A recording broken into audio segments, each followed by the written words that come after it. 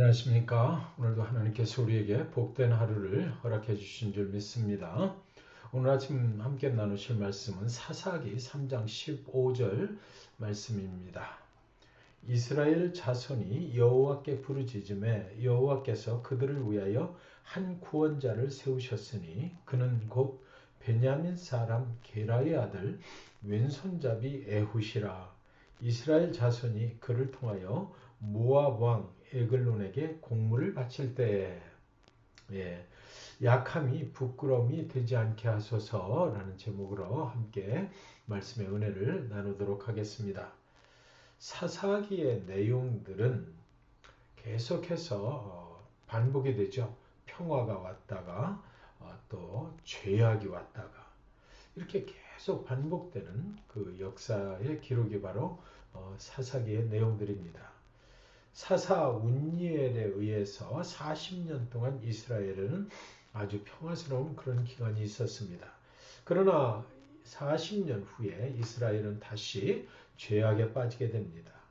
이에 하나님께서 모압 왕 에글론을 일으키시고 그를 강성하게 만드셔요. 그리고 에글론은 암몬과 그 아말렉을 규합을 해가지고 이스라엘을 이제 또 괴롭히기 시작을 하는 것입니다.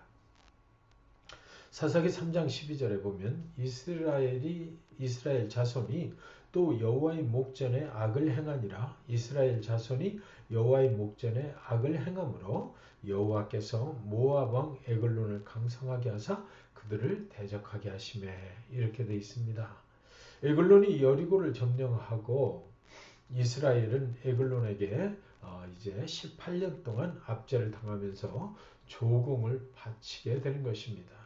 계속해서 반복되는 것처럼 이제 이스라엘은 하나님께 고통 중에 또 이제 부르짖게 되는 거예요. 그러자 하나님은 이번에는 또 다른 사사를 한 사람 세워주십니다. 그런데 그 사람의 이름이 에훗이었습니다. 오늘 본문 말씀에 에훗이 어떤 사람인지 거기 보면 이스라엘 자손이 여호와께 부르짖음에 여호와께서 그들을 위하여 한 구원자를 세우셨으니 그는 곧 베냐민 사람 게라의 아들 왼손잡이 에훗이라 그랬습니다. 하나님이 사람을 사용하실 때 강한 자를 사용하시는 것은 아니라는 말씀입니다. 에훗은 유력한 지파에 속한 사람도 아니고 유명한 집안 출신도 아니고 더군다나 그는 왼손잡이였습니다. 보통 사람들은 오른손을 사용하지만 그는 왼손을 사용하는 사람이에요. 에훗은 또한 이스라엘 지파 중에서 가장 작은 지파의 출신입니다. 아주 평범한 사람이라는 거죠.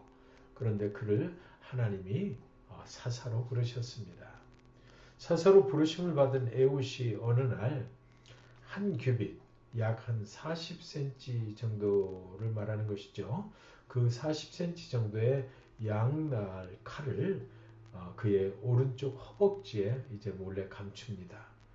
왼손잡이가 칼을 쓰려면 왼손, 자기 손이 사용되는 왼손 그 허벅지에 감추면 굉장히 쉬울 것입니다.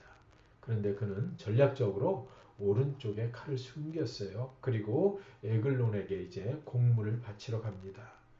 에글론은 탐욕스러운 모습으로 지난 18년 동안 이스라엘의 곡물을 빨아먹어서 살이 많이 올라 있을 것만 같습니다. 에훗은 에글론에게 이제 가까이 접근을 해요. 왕이여, 제가 은밀히 드릴 말씀이 있습니다. 에글론은 에훗이 자기에게 뇌물을 줄 것이라고 생각을 했는지도 모릅니다. 그리고 또 에훗은 왼손잡이이기도 하니까 설마 자기를 해하기야 하겠나라고 마음을 놓았을 것 같아요.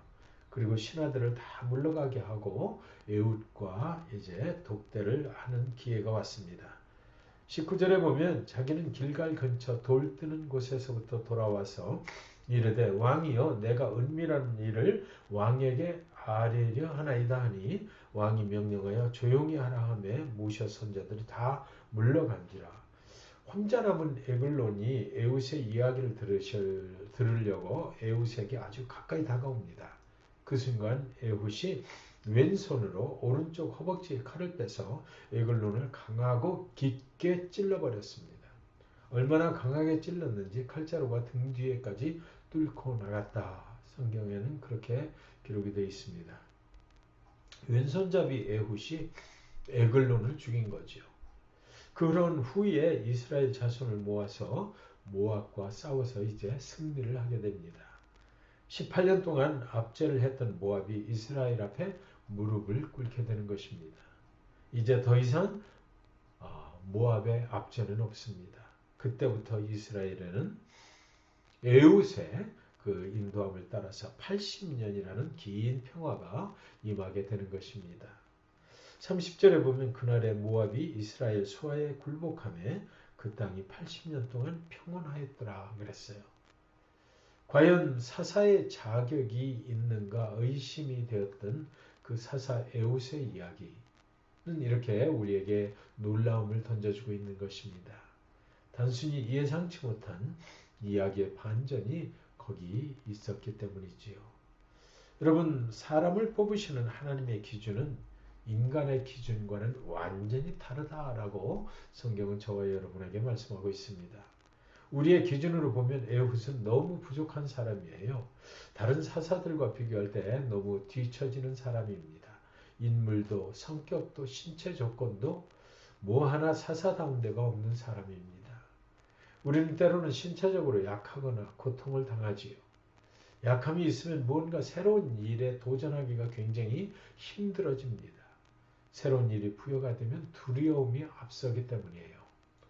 그런데 괜찮다라고 오늘 성경은 말해요. 네. 성취하는 몸과 연약한 몸으로 살아가기는 쉽지 않지만 그로 인해서 우리는 하나님을 더 의지하게 되잖아요. 그런 약함 때문에 하나님을 더 의지할 때에 우리의 약함은 하나님의 능력으로 강하게 변화된다는 것이죠. 유명한 집안의 문예는 40년 동안 사용하셨어요. 그런데 평범한 가정 출신 왼손잡이 에훗은 80년을 사용하신 것입니다. 에훗은 그럴 수 있는 능력의 사람이 아니었죠. 자신의 능력으로는 안 되는 것입니다. 결과는 하나님이 에훗을 친히 찾아와 친히 그를 선택해 주셨기 때문에 가능한 일이었다라는 것입니다. 그래요. 우리가 누구인가도 중요하지만 우리를 잡고 있는 사람이 누구냐 하는 것이 더욱 중요한 것입니다. 여러분, 파이프렌치가 저 같은 사람 손에 잡히면 아무리 쳐다보아도 이것을 어떻게 쓰는지 잘 몰라서 저는 허둥대겠지만 그것이 배관공의 손에 잡히면 큰 배관 공사를 하게 될 것입니다. 인간적으로 나 자신과 다른 사람을 보면서 그래서 쉽게 판단하거나 포기해서는 안 되는 것이죠. 하나님의 기준은 우리의 기준과 다르기 때문입니다. 오늘 내 자신이 평범하고 약하면서 또 성격이 외진 성격이라고 좌절하면서 움츠린 인생을 살고 계신 분이 있다면 에훗을 찾아오시고 선택해 주신 하나님을 바라보시기 바랍니다. 고린도 후서 12장 9절에 나에게 이르시기를 내 은혜가 내게 족하도다. 이는 내 능력이 약한 데서 온전하여짐이라 하시니라.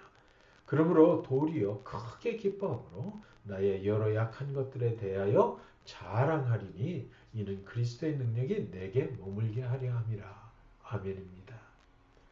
약한 것은 부족함이 아니라는 것이죠. 약한 것이 부끄러움이 되어서도 안 된다는 것입니다. 우리의 연약함을 하나님께 내어드리면 하나님은 우리의 연약함을 사용하셔서 하나님의 크신 뜻을 이루시는 것이다 라고 성경은 말하고 있습니다. 그러므로 오늘 하루 우리의 약함을 주님의 이름으로 자랑하실 수 있기를 바랍니다. 여러분의 약함은 무엇입니까? 주님 앞에 내어드리기 바랍니다. 그 하나님께서 여러분의 약함을 주님의 능력으로 강하게 사용하시게 될 것을 믿으시기 바라요. 왼손잡이 에훗을 사용하셔서 승리와 평화를 주신 하나님이 우리에게도 우리의 연약함을 사용하셔서 승리와 평화를 주시기를 축복합니다. 말씀 기억하시면서 기도하시겠습니다. 하나님 아버지, 오늘도 우리에게 살아갈 용기와 소망을 주시니 감사를 드립니다. 우리에게는 세상적으로 보면 하나님 앞에 쓰임 받을 수 없을 것 같은 어리석음도 있고 연약한 것들이 많이 있습니다. 그러나 하나님은 연약한 자를 들어서 하나님의 크신 뜻을 이루시는 하나님이시기에 오늘 아침 우리의 연약한 부분들을 하나님께 모두 내어놓습니다. 오늘 하루 우리의 약함을 강하게 사용하시는 그 하나님을 우리의 삶의 현장에서 만나게 하시고 체험케 하여 주시옵소서. 예수님의 이름으로 기도합니다. 아멘.